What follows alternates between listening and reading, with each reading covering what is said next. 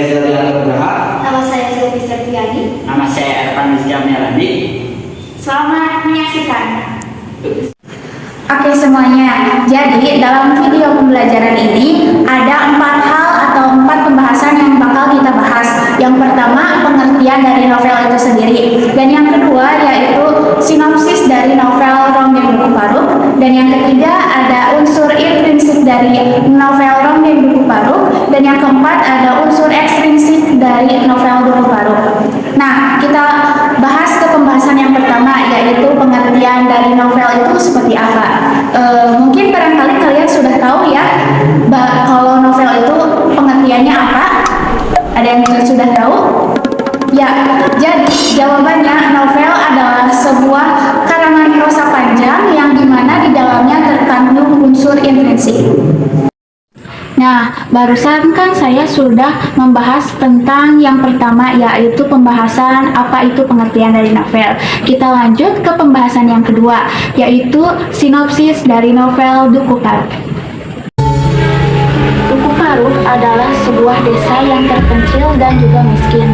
Namun, warganya memiliki kebanggaan tersendiri yaitu mewarisi tradisi kesenian ronggeng. Tradisi itu nyaris musnah lantaran adanya peristiwa keracunan tempe bongkrek yang menimpa warga Duku Paruk, yang dimana pada waktu itu pengantin yang sebagai seorang ronggeng harus meninggal karena peristiwa tersebut. Namun, untunglah setelah beberapa tahun kemudian ada seorang gadis cilik yang unjuk kebolehannya sebagai calon seorang ronggeng ketika ia bermain dengan teman-temannya yaitu Rasus, Warta, dan juga Bakso. Sampai di mana ketika Serintil yang sudah beranjak dewasa, ketika ia akan menjadi seorang ronggeng yang sah, ia harus melakukan beberapa upacara adat terlebih dahulu. Puncaknya ketika ia harus menjalani upacara buka kelambu, yaitu upacara memberikan keperawanan kepada lelaki siapa saja yang bisa membayar paling tinggi. Di sisi lain, Rasus yang mencintai Serintil tidak bisa berbuat banyak karena Serintil sudah resmi menjadi seorang ronggeng yang dianggap milik semua orang. Oleh karena itu, Rasus pergi dari Duku Paruk menuju ke Pasar Daguan. Nah, di pasar itulah awal mula perjalanan hidup Rasus berubah yang menghantarkan dia menjadi seorang prajurit.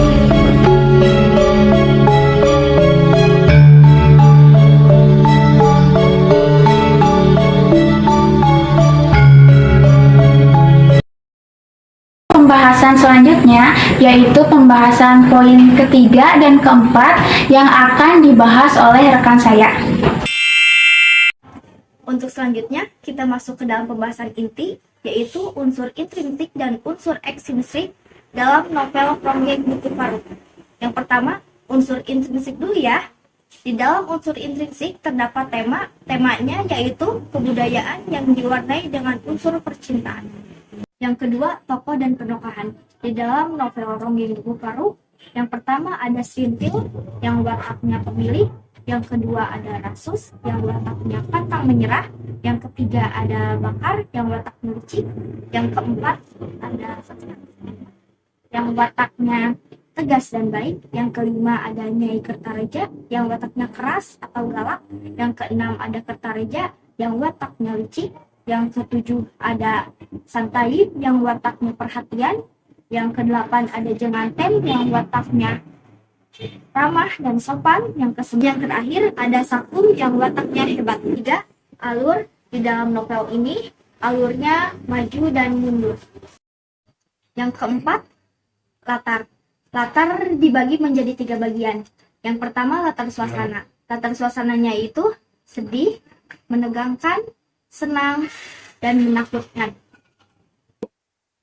Yang kedua, latar tempat. Latar tempatnya itu di Pasar Daguan, di Desa Duku Paruk, di ladang, di penjara, di kantor polisi, di markas. 3, latar waktu. Latar waktunya itu pagi hari, siang hari, dan malam hari. Yang kelima, sudut pandang.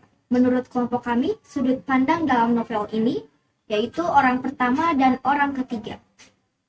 Yang keenam, gaya bahasa, menggunakan bahasa daerah yaitu bahasa Jawa dengan berbagai mantra-mantra Jawa atau kejawen. Dan yang terakhir, ketujuh, amanat. Amanatnya menurut kelompok kami yaitu jangan mudah untuk dibodohi oleh orang lain dan jangan gampang untuk terhasut karena tidak semua orang itu baik. Bahasan inti yang kedua yaitu unsur ekstrinsik. Yang pertama, nilai budaya. Terdapat kebudayaan yang ada di dalam cerita seperti membagikan sesajen kepada karuhun dan tarian ronggeng. Yang kedua, nilai agama. Dalam cerita ini masih menganut ajaran agama kejawen. Dan yang terakhir, nilai ekonomi. Kehidupannya masih dalam kemiskinan dan belum tersentuh oleh pemerintah.